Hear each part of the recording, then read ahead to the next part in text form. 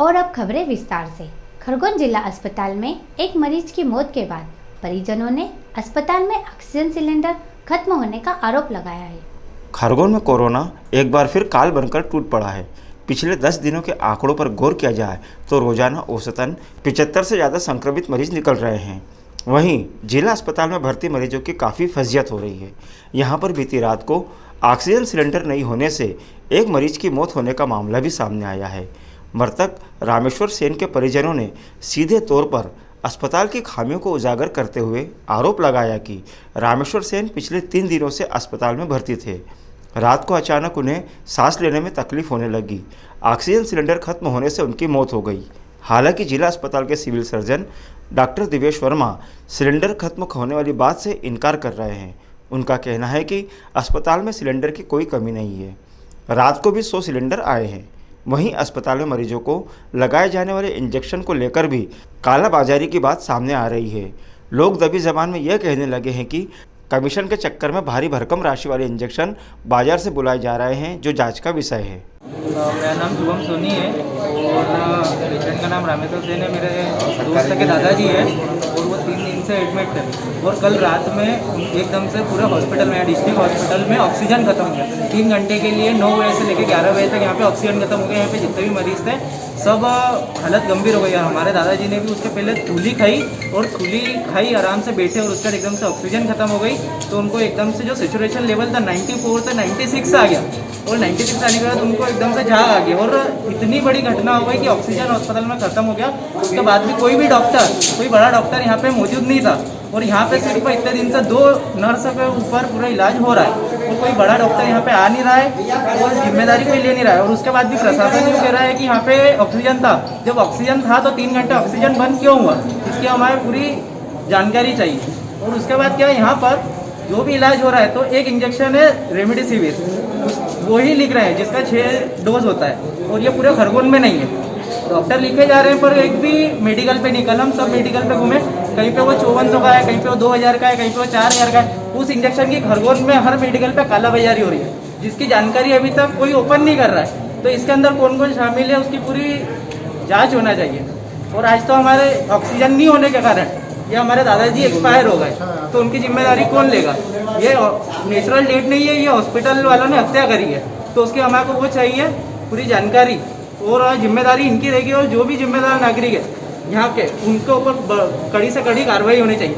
यहाँ पे रोज हर दूसरे दिन क्राइसिस कमेटी की मीटिंग हो रही है। मीटिंग में फैसला ले देते हैं कि बड़े बड़े ये ऐसा करेंगे वैसा करेंगे। अभी गवर्नमेंट हॉस्पिटल के अंदर आने तक मेन गेट पे सैनिटाइजेशन नहीं हो रहा है और कह रहे हैं कि हमने व्यवस्था करी है। तो व्यवस्था के नाम पे बस ये बड़े बड़े बोल देते हैं बोल, और होने के नाम पे कुछ नहीं हो रहा है। ये गवर्नमेंट हॉस्पिटल में भी हालात कुछ नहीं है। डॉक्टर नहीं होने के कारण हमारे दादाजी शांत हो गए और ऑक्सीजन खत्म हो गया।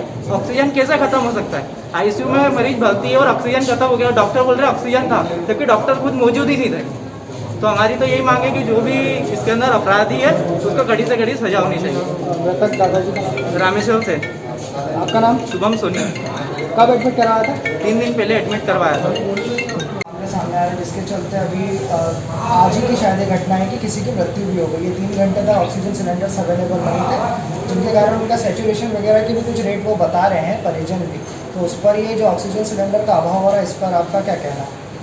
ऑक्सीजन सिलेंडर ख़त्म तो कभी नहीं हुए हैं, ना रात को है ना अभी हुए हैं। रात को भी मेरे पास 100 सिलेंडर आए हैं और सबको बराबर ऑक्सीजन मिल रही है ना।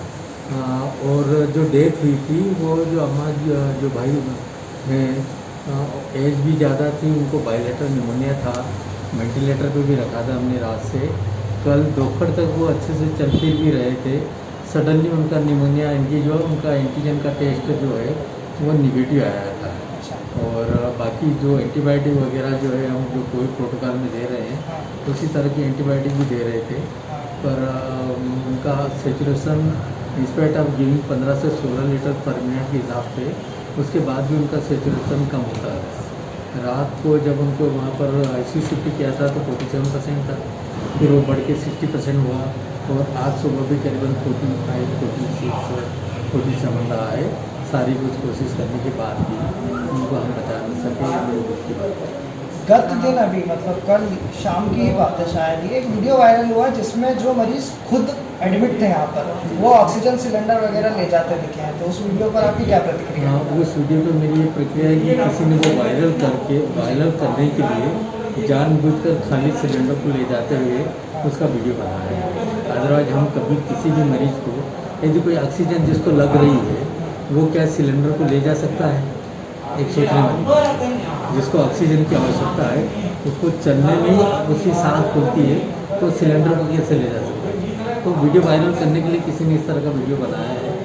और बल्कि मैं खुद रात को 10 बजे से 11 बजे तक यहाँ रहा हूँ, क्योंकि एक हमारी जो ऑक्सीजन की जो थोड़ी किसी ने उड़ा दी थी ख़त्म हो गई है।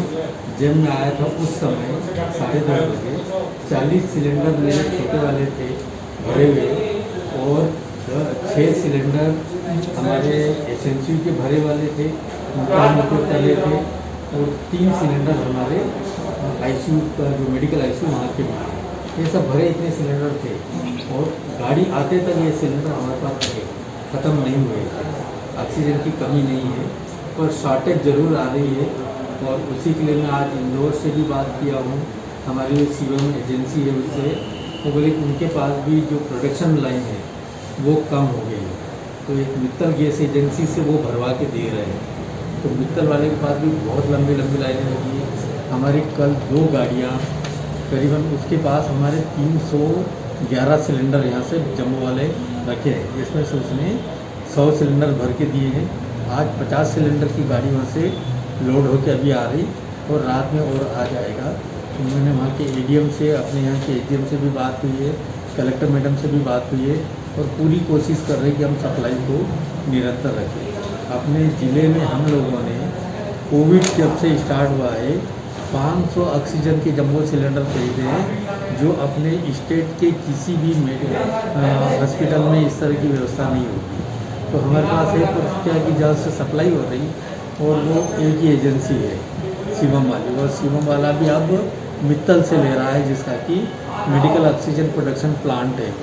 इसका प्लांट है, पर इसका प्लांट उतना पूर्ति कर नहीं पा रहा, क्योंकि इंदौर संभाग में जितने भी ज़िले हैं सबको ऑक्सीजन वहाँ से सप्लाई हो रही है। अपने यहाँ जो दांगी वाला जो था उससे भी हमारा कांटेक्ट था, उसने भी हमें बोला था कि हम आपको सप्लाई करेंगे, पर वो भी जो दांगी है वो भी वो शिवम से ही ले रहा है, तो शिवम ने उसको भी देना बंद कर दिया।